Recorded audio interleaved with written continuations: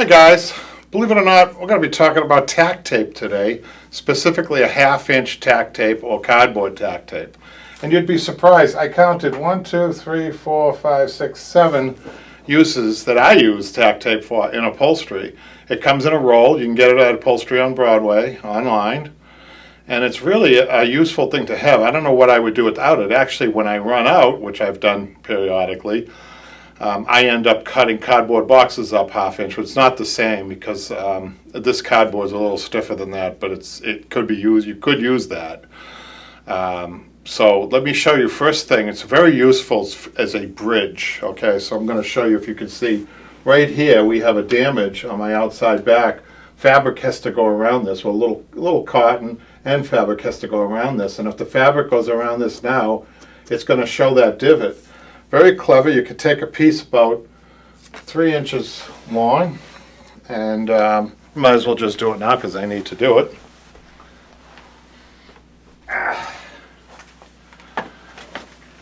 You know, this works as long as it's not a structural repair, and this is not a structural. This is purely cosmetic.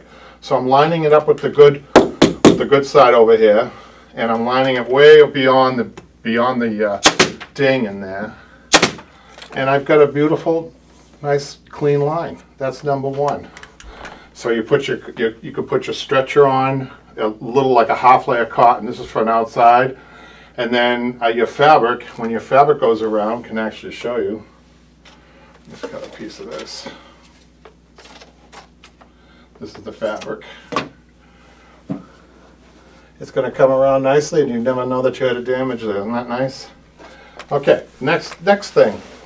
I use the cardboard tack tape a lot. I usually take about a 3-inch piece when I have joints that need to be glued, but I'm not separating it completely away, and I need to reach in there with the glue. So, you know, like let's say this joint, which it isn't, let's say this joint was about 1/4 inch or 1/2 inch over here, and I didn't want to tap this out because it would create more damage. So I would put glue on my tack tape and then just kind of feed it in there nicely, evenly, not too much, and then clamp. So that's number two. I don't think you're going to be able to do that with an awl or a screwdriver as effectively as the tack tape, because once you put the glue on, you're using wood glue. I have Elmer's school glue here, but you know, you use a wood glue. It actually kind of sticks to the cardboard tack tape. It doesn't run off. I mean, if you were using metal, it would run off. So the tack tape is very useful for that. It's another use. By the way, if you guys, once I'm done here, you could think of another use, please, would like to hear from you. That is an upholstery use.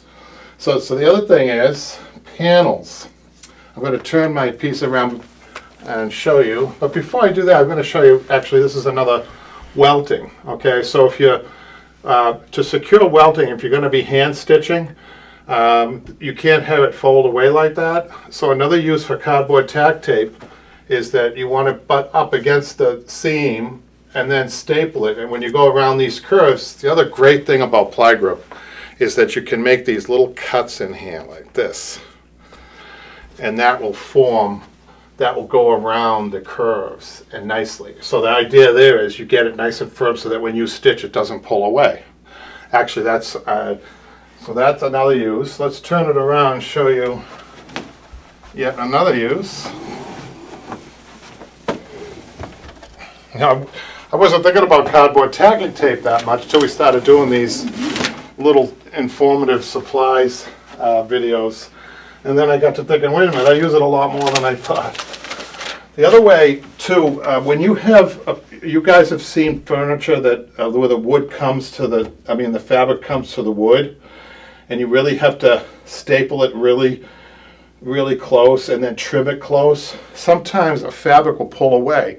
Another use is you put this on over it and staple it, and it won't pull away, and then you can put the trim over the cardboard tacking tape. So a little trick there, though, if you have, let's say you have a black material, or even this, you may want to take some marker and mark this, whatever color the fabric is, because sometimes this could peek through the double piping. You'd be using double piping, not single piping. So that's yet another use. Then another use is when you're doing a panel, because this happens to be a loose panel that's been upholstered and with the welt put on it, but sometimes we do hand panels, and I think we have some videos on a hand panel on the Upholstery on Broadway YouTube channel. But a lot of times what you're doing is you're putting the piping on first, if you don't have the insert, and along one straight edge. You can only do this on a straight edge, by the way. You can't do it around a corner like this. This is called blind tacking, where you take your, I don't want to do this because that's not the application I have for this. So I just want to show you what I'm doing here. The back side of the fabric is there, and I'm on the piping. And then you guys will see this. And then the welt, and then you have a clean. The idea here is you start one, not all the way because this curves, but you start one side, the straight side with the tack tape. That kind of gets you set. You insert your cotton, and then with the rest of the piping, you have to form the piping. You have to go around, staple it in place, and then take your cardboard tack tape and finish taping that up and getting that tight for your hand stitching. And you can reference our YouTube channel if you want a little bit more of an in-depth, but that's not what we're doing here. And then now the main reason, and most of you, if you're just beginning, probably only knew of one use for cardboard tacking tape, which was the original use. Us upholsterers can be very inventive. Very simply, this has cardboard tacking tape. The outside arm has cardboard tacking tape on it. And what that is, it's flipped this way, we staple it in place, then we put our cardboard tack tape right there. And look at the nice straight line it gives you right along here. So that's the idea of it. That's the original use of tack tape.